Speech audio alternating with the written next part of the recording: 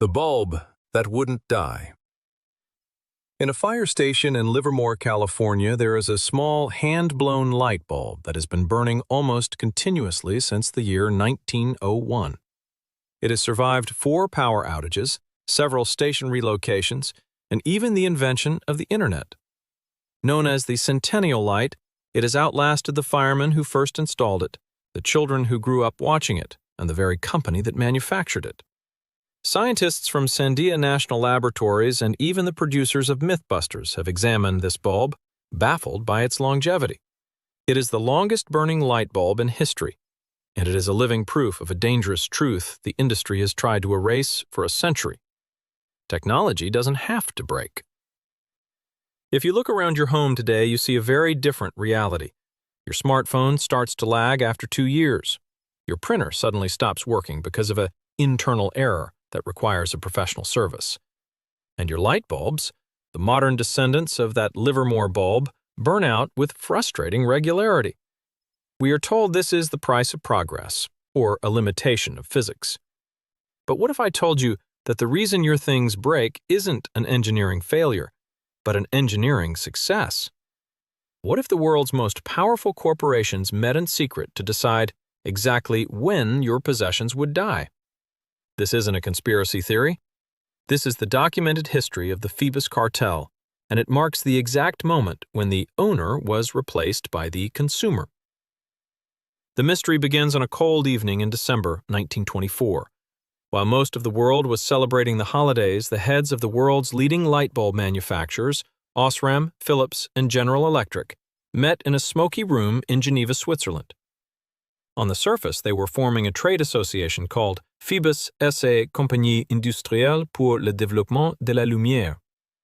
They claimed they wanted to standardize lighting for the benefit of the public. But the internal documents, discovered decades later, revealed a much darker agenda. In the early 1920s, light bulb technology was getting too good. Bulbs were regularly reaching a lifespan of 2,500 hours or more. From a consumer's perspective, this was a miracle. From a manufacturer's perspective, it was a catastrophe. If bulbs didn't break, people stopped buying them. The market was saturated and profits were plummeting. The Geneva meeting was a rescue mission for corporate greed. The leaders of the Phoebus Cartel signed a secret pact to perform a radical act of technical sabotage. They agreed to legally and technically limit the life of a standard light bulb to exactly 1,000 hours. This was the birth of a strategy that would redefine the 20th century economy: planned obsolescence. The cartel didn't just suggest a shorter lifespan, they enforced it with brutal efficiency. They created a complex system of industrial discipline. Every member company had to send regular samples of their bulbs to a central laboratory in Switzerland. If a company's bulb lasted longer than the agreed-upon limit, they were slapped with heavy fines. In one instance, a manufacturer was fined for producing a bulb that was too efficient because it threatened the cycle of repeat purchases. Engineers who had spent their careers trying to make things better were now ordered to make them worse.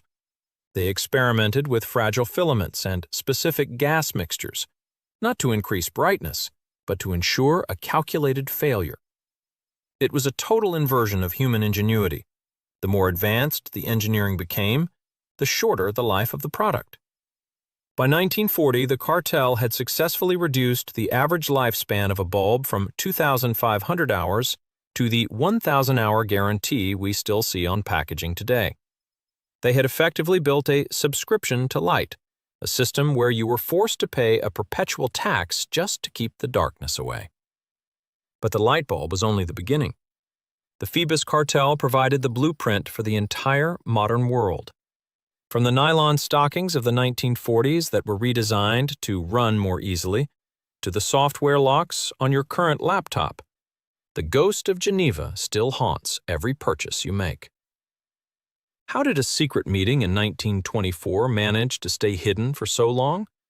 And what happened when a single engineer decided to fight back against the logic of the break?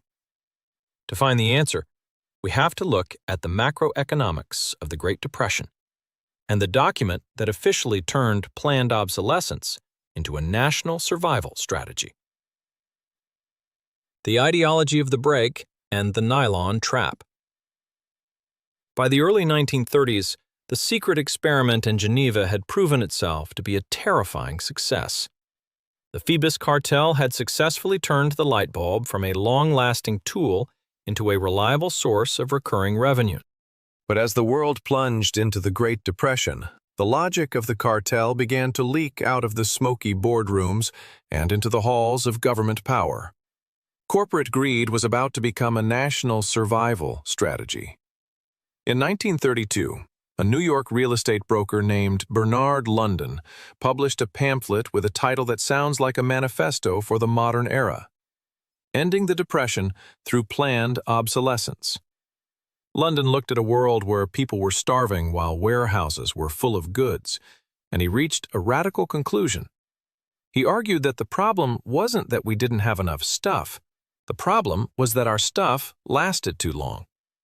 London proposed a law that would force an expiration date on every physical object, from shoes to houses. Once an item reached its legal death, the government would literally seize it and destroy it, giving the owner a voucher to buy a new one. He believed this artificial cycle of destruction would create a permanent demand for labor, ensuring that no one would ever be unemployed again. While the government never passed London's law, the manufacturing world listened. They realized they didn't need a law to enforce destruction, they just needed better engineering for failure. The next major breakthrough in the science of breaking things happened in the laboratories of DuPont. In the late 1930s, DuPont's chemists invented a miracle material, nylon. When the first nylon stockings were introduced at the 1839 World's Fair, they were touted as having the strength of steel and the sheerness of cobwebs. Women loved them. They were practically indestructible. You could use a pair to tow a car, and they wouldn't run or tear. But the indestructible stocking was a financial nightmare. DuPont's executives quickly realized that if every woman in America bought 2 pairs of stockings that lasted for 10 years, the factory would go silent within months. The order came down from the top: make them weaker. Engineers who had spent years perfecting a stable, high-quality polymer were now tasked with the opposite. They began tinkering with the chemical formula and the UV resistance of the fibers, intentionally introducing vulnerabilities so that the stockings would run or snag after just a few uses. By the 1950s, the steel stocking was a thing of the past, replaced by the disposable, fragile accessory we know today.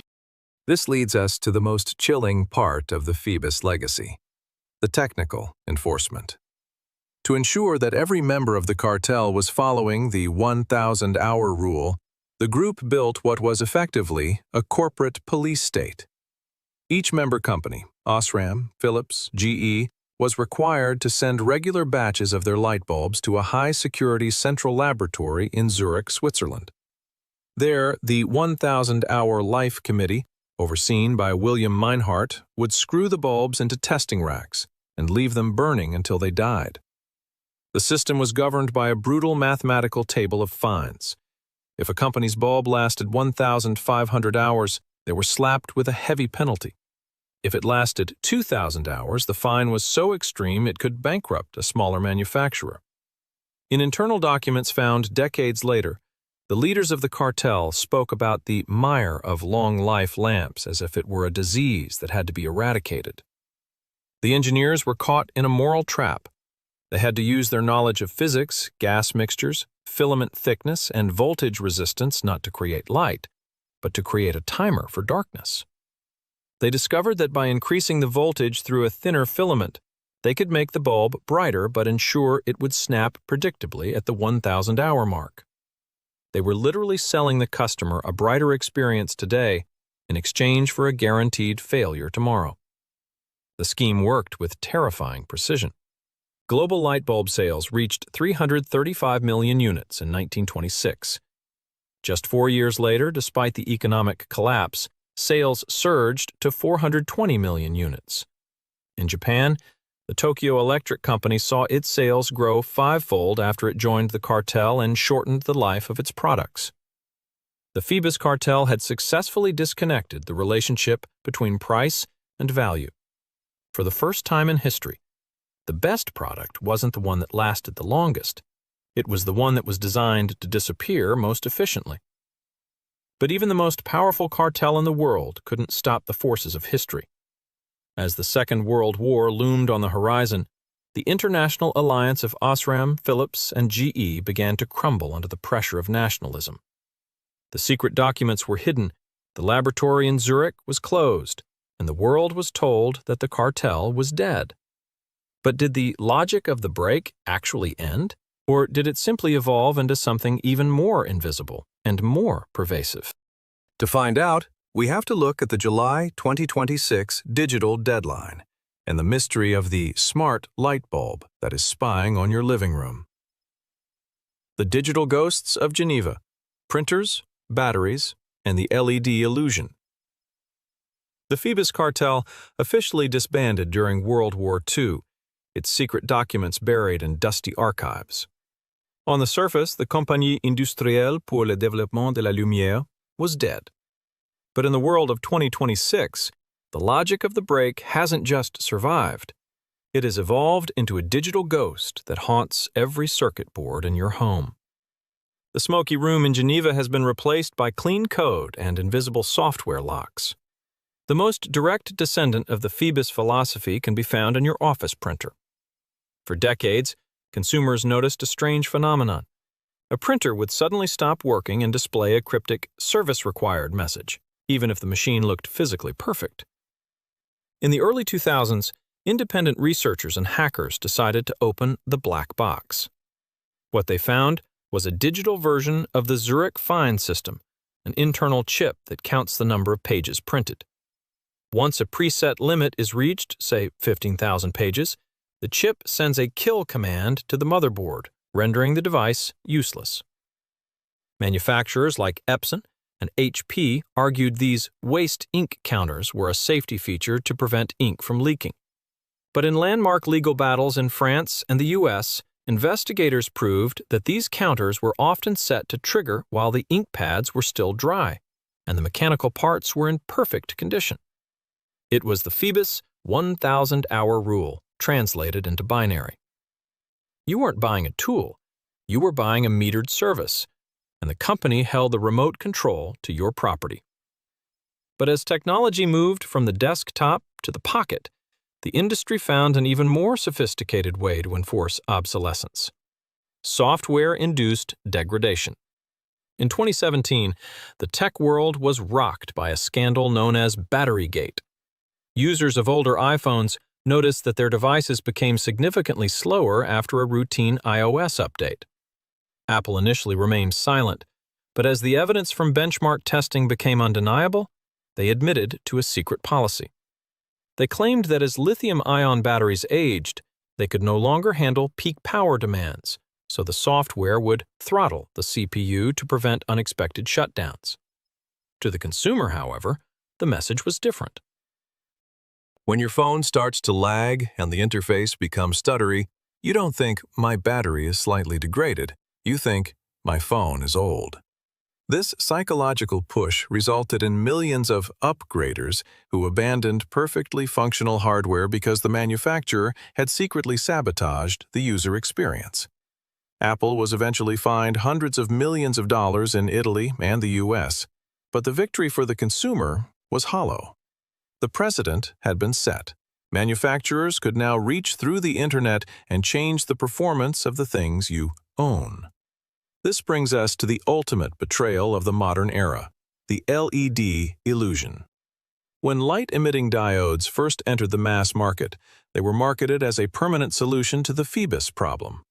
We were promised bulbs that would last 50,000 hours, nearly 50 years of normal use. It felt like the centennial light from Livermore had finally gone mainstream. But if you look at your kitchen today, you've likely already replaced several long-life LEDs. Why do they fail? The mystery lies in the heat sink paradox. While the LED chip itself can indeed last 50,000 hours, the electronic driver, the tiny circuit board inside the base of the bulb, is extremely sensitive to heat. Manufacturers discovered that by using cheap, low-grade capacitors and making the plastic casing just a few millimeters thinner, They could ensure the driver would overheat and pop long before the LED chip ever reached its potential. In many cases, companies intentionally omit the expensive aluminum cooling fins that would make the bulb eternal. They are selling you the marketing of a 50,000-hour bulb while engineering a 3,000-hour failure. It is a sophisticated game of hide the decay, where the manufacturer bets that you will lose your receipt or forget the warranty date before the bulb dies. We are living in the tethered economy, a world where ownership has been replaced by a perpetual subscription to basic reality. Every internal error on your screen, every non-original part detected warning, and every unsupported software notification is a ripple from that 1924 meeting in Geneva. The Phoebus Cartel taught the world a dangerous lesson, that the fastest way to grow an economy is to build a mountain of trash. They convinced us that quality is a threat to progress, and that durability is a disease. But as we look toward the digital right to repair and the new laws emerging in 2026, the movement for active construction is fighting back. People are beginning to realize that the most revolutionary act you can perform in a throwaway society is to fix something. When you open a device, replace a capacitor, or bypass a software lock, you aren't just saving money. You are reclaiming your cognitive sovereignty. The Centennial Light in Livermore is still burning, a small orange defiance against a century of greed. It reminds us that technology is a tool meant to serve humanity, not a leash meant to drain our wallets. The system is designed to break, but you are designed to think. The choice of what to fix begins with you.